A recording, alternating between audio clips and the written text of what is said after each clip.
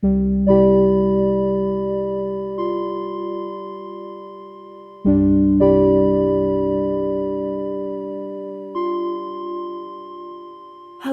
moon babies. It's Molly. Welcome back to the channel.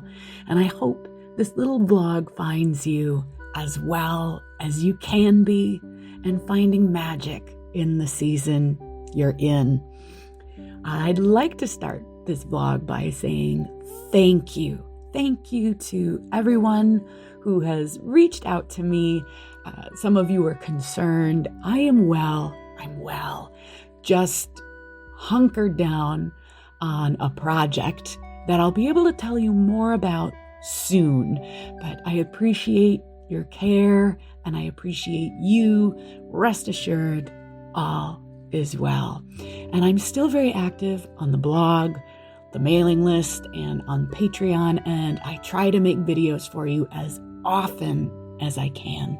And today I wanted to share some midwinter magic with you. So grab a cuppa and let's go play in the snow.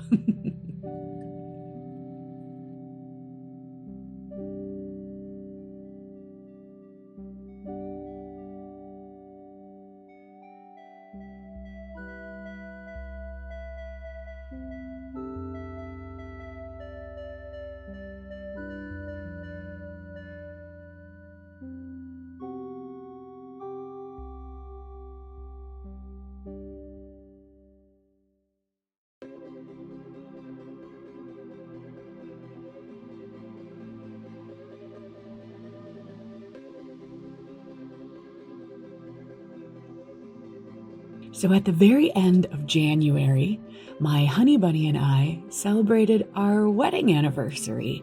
And as a surprise treat, he gifted me with some tickets to tour an ice castle. And this was really fun.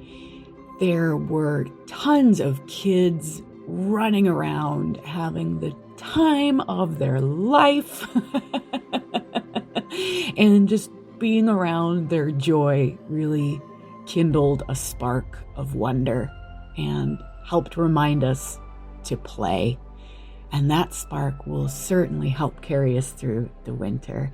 It was bright and frigid and very romantic and thoroughly enchanting.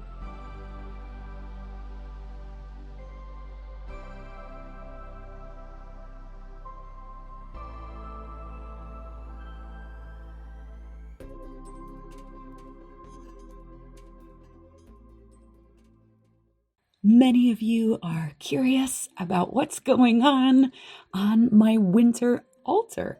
So I thought I'd give you a little peek of what's going on in my temple room, how I'm rearranging, and what's living on my altar these days. So this is the winter setup. It's still quite wintry here, so the evergreens and pine cones still feel very appropriate. I have some selenite, a little celestite, and quartz on the Diana shrine. They feel very icy and clean and clear to me. I still have my silver deer out. I'll give you a little peek at some of what's happening here. This, friends, this is gorgeous. This was a card sent to me by my friend and yours, Jessie Huntenberg. This is an absolutely gorgeous solstice card that she painted, and I'm loving having it as a symbol of the season in my sacred space. What a special gift. I love it. I have some of these crocheted snowflakes that my mother made. I have some of those hanging up around the house as well. Let's see, what else do we have here? This is the wintertime offering bowl with this blue sun blown glass ornament. There's a vintage pin in there. There's some acorns, an acorn ornament from my grandmother's house. This is some selenite oil that's brewing on the altar for a full moon cycle. What else do we have here? This is a $1 that actually came from a great auntie's house, and I've been using it as my water element representation these days. I'm enjoying that. Another little gifted retro deer from my mom. Some acorn. That's a pine cone, Molly. A pine cone from my grandparents' yard. This is a little vintage bank. It's a globe. I was very inspired by Selena Fox to include a globe image on my altar for global prayers, global healing, environmental work. This is a little placemat that I think I picked up for $0.25 at a thrift shop. I have a turkey feather from my parents' yard. We have turkeys running around here all over the place, and I've been using it as a wand. You can see I put a little spritz of gold paint on the end of it because I put paint on everything. That's what I do. So a little turkey feather. I have some stones that I feel like are attributed to that Dianic sort of Artemisian energy. My Artemis statue, I've given her this snowflake bangle as a necklace, a little bit of a winter costume. I just did a really thorough temple room tour on Patreon if you're interested in seeing more of the bits and bobs in this room as well. I have my incense out, tarot cards, my cauldron, and I have kind of scattered around here. These are some ornaments from my childhood Christmas tree. Those were gifts from my parents for Advent when I was young, and I like including them in my wintry sacred space. So I hope you enjoyed that teeny tiny altar tour.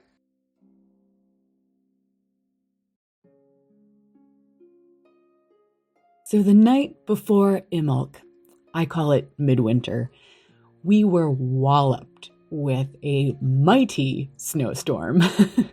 And I had to smile at all these accidental winter goddesses sort of rising up out of the garden around the house.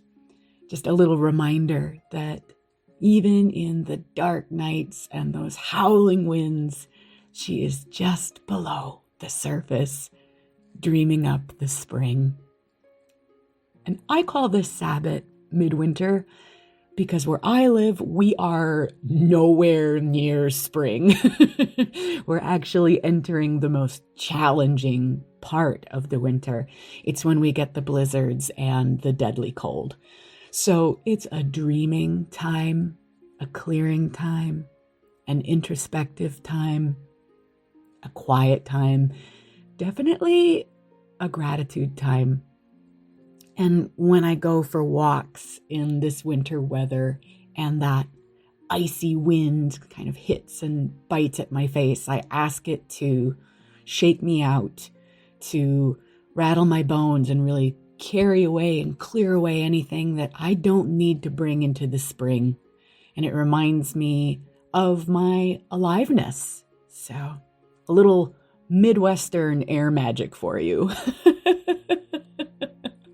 And then after that, I like to warm up and care for the soul with something from the oven. This is a little oat cake that I made to celebrate midwinter, and a cup of hot nettle tea, and give big thanks for these comforts, this little house that protects us from the cold, and how happy we are to be here together. So how are you celebrating the season wherever you are on the planet? I would love to know. I want to thank you so much for being here, moon babies. I'm sending you big blessings of winter magic from our home to yours. Witch on, witch boldly, moon babies, and be well. Bye-bye.